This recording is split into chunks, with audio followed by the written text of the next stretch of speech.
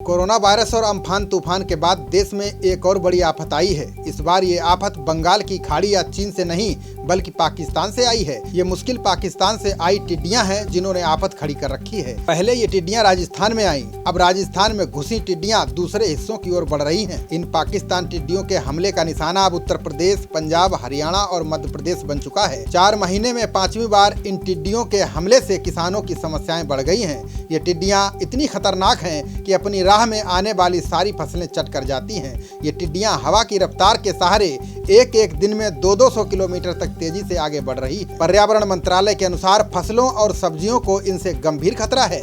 मंत्रालय ने सभी राज्यों को अलर्ट भी जारी किया है।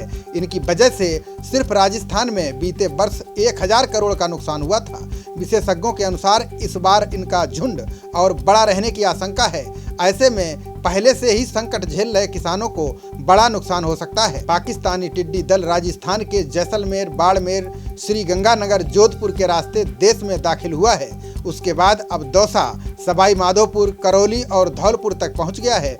2 दिन पूर्व टिड्डियों का अत्यधिक बड़ा दल सिवाड़ क्षेत्र में 2 दलों में बंट गया। एक दल इंद्रगढ़ लखेरी की ओर से तो दूसरा दल बनास नदी की ओर से मध्य प्रदेश और उत्तर प्रदेश की ओर बढ़ता गया। विश्व स्वास्थ्य संगठन ने चेतावनी दी है कि यदि ये कीट एक बार इलाके में घुस गए तो इनका प्रकोप कम से कम 3 साल तक रहेगा। इनके अंडों से करोड़ों की तादाद में टिड्डियां बढ़ेंगी। पर्यावरण मंत्रालय ने पंजाब और हरियाणा को भी अलर्ट जारी किया है। आगरा में किसानों को सतर्क रहने को कहा गया है।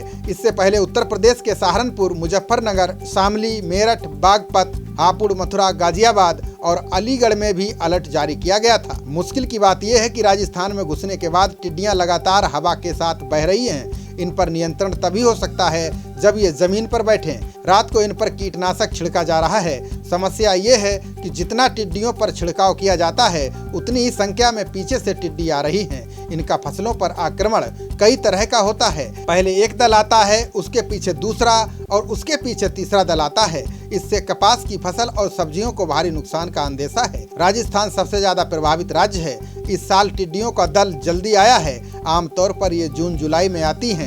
सभी राज्य इन पर नियंत्रण के लिए अलग अलग प्रयास कर रहे हैं। अफ्रीका, ईरान, भूमध्य सागर के देशों में बड़ी संख्या में टिड्डियों के प्रजनन के समाचार भी आ रहे हैं। रेगिस्तानी टिड्डी की उड़ान हजारों मील तक पाई जाती है। टिड्डियों को उनके चमकीले पीले रंग और पिछले लंबे पैरों से पहचाना जा सकता है। टिड्डी जब अकेली होती है तो इतनी खतरनाक नहीं होती है, लेकिन झुंड में रहने पर बहुत खतरनाक और आक्रामक हो जाती है।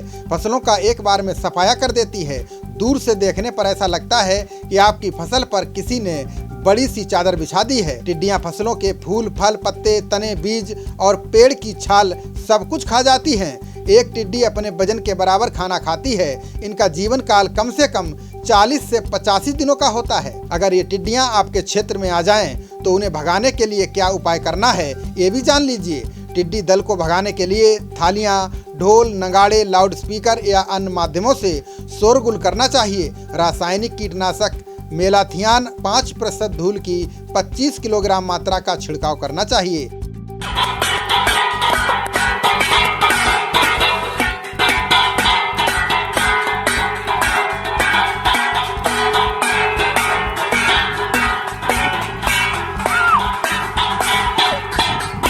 डेढ़ लीटर मात्रा को 500 से 600 लीटर पानी में घोलकर प्रति हेक्टेयर की दर से फसल पर छिड़काव करें। टिड्डी दल सुबह 10 बजे के बाद अपना डेरा बदलता है, इसलिए इसे आगे बढ़ने से रोकने के लिए लैंडा साइहेलोथ्रिन 5% की मात्रा को 500 से 600 लीटर पानी में घोलकर प्रति हेक्टेयर की दर से फसल पर छिड़काव करें। नीम के तेल की 40 ml मात्रा को 10 ग्राम कपड़े धोने के पाउडर के साथ मिलाकर प्रति टंकी पानी में डालकर छिड़काव करें। इससे टिड्डी फसलों को नहीं खा पाती है।